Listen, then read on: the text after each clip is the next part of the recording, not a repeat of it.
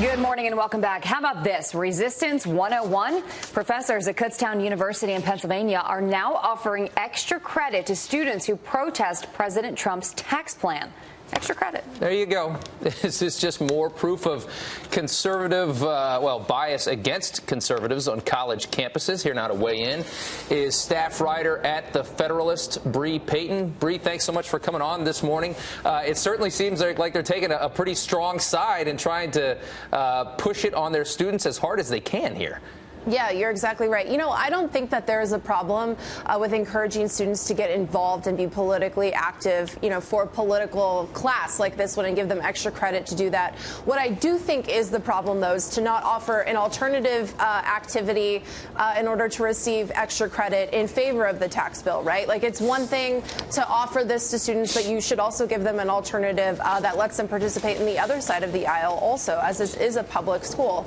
My favorite part of this story, however, is the faculty representative who went on the record as saying that this protest against the GOP tax plan is not at all a partisan issue. That was my favorite part of this. Well, and I think we may have part of that quote here, Bree. So it says, this is from Daniel Spiegel, who is a faculty member there, and it says, stand up for higher education by alerting our campus community about the harm that the tax bill currently being considered in Congress could cause to the goals and accessibility of higher education. So I believe that's what you're referencing. I mean, is it fair for schools to tell students how they should feel and what they should think?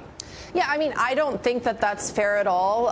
In political classes myself, I've been offered extra credit in order to, attend different rallies or things like that. But professors would also say, you don't have to participate in the rally if you want to go there, or if you want to go to a different rally that is of a different political persuasion, that's fine. Just take a picture or something and prove that you were there, right? Yeah. The goal of this should be to encourage civic activism and participation.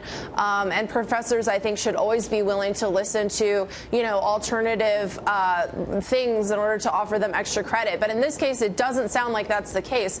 And there also was a quote from, a faculty spokesperson who I'm quoting almost kind of verbatim, who said this isn't a partisan issue at all, right? This isn't one way of the aisle or one another, which is totally false, as this plan, not a single Democrat voted for it and was put together by Republicans. It very clearly is a partisan issue. And I think campuses pretending like it's not is just, calling an apple a banana, right? Yeah, it's certainly interesting how they're trying to mold these young minds in their own image. Okay, let's go to our next topic here. That is UConn, Connecticut, setting up a program to vet its speakers on the campus to make sure that nobody controversial shows up. And I would imagine that controversial probably means leaning to the right. What they want it to mean, I guess. Yeah, exactly. Whatever they consider controversial. What do you say to that one? Yeah, you're exactly right. I mean, the devil is in the details on this, and they're not offering really any details about what that vetting process looks like. And you know what? They're saying that this is, to root out and, provide a safe environment for students and for safety reasons. The problem is that campus administrations have been conflating safety with, singling out conservatives for decades now. I mean, I recently spoke on a panel at George Washington University a couple of months ago for an event that Alliance for Defending Freedom was putting together, and they were forcing them to hire a dozen armed security guards in order to, host this event that ended up being not a massive turnout at all.